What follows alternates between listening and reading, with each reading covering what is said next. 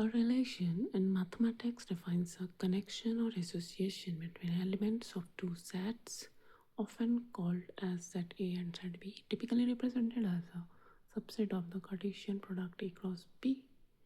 It consists of ordered pair xy, where x belongs to A and y belongs to B. It is nothing but mapping of inputs to the outputs, similar to a function, but without restriction of a unique output. Means in relation, one input can have many outputs, but in function, one input will always have unique output and one output only. This is the major difference. We will learn it later on also. Just now we will focus on relation.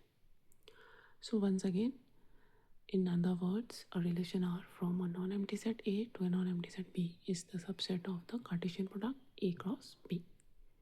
Now the subset is derived by describing a relationship between the first element and the second elements of the ordered pairs in A cross B. Now the second element is called the image or range of the first element, and the set of all first elements will be called as the pre-image of the relation R. Now pre-image, according to this figure, is 1, 2, 5, 7. 3 I have not written because 3 has no image in set B. Now image is equal to range. I have written as ACN because M is not the image of any element in the set A. Now domain. Domain is 1, 2, 3, 5, 7. Domain is nothing but the set A, the whole set A. It will include 3 also. Okay, whether it is having a image in B or not, but it is the member of A, so domain is the whole set A. Codomain is similarly the whole set B, A, C, M, N. So M is not the image of any element in the set A, but it will be called as codomain. And those who are image will be called range or image.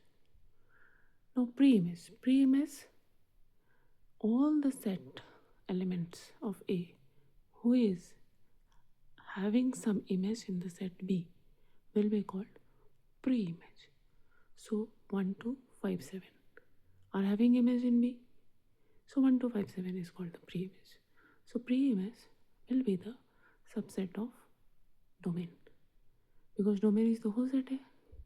Similarly, image or range will be the subset of codomain.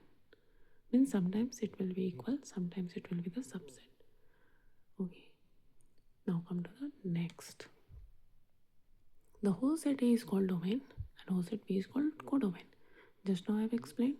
An image or range are same and it is the subset of codomain or equal to codomain. Pre-image is also subset of domain or equal to domain.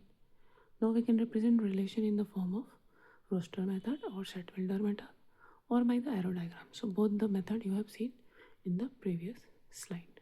There was one arrow diagram and one I have written in the form of set builder form.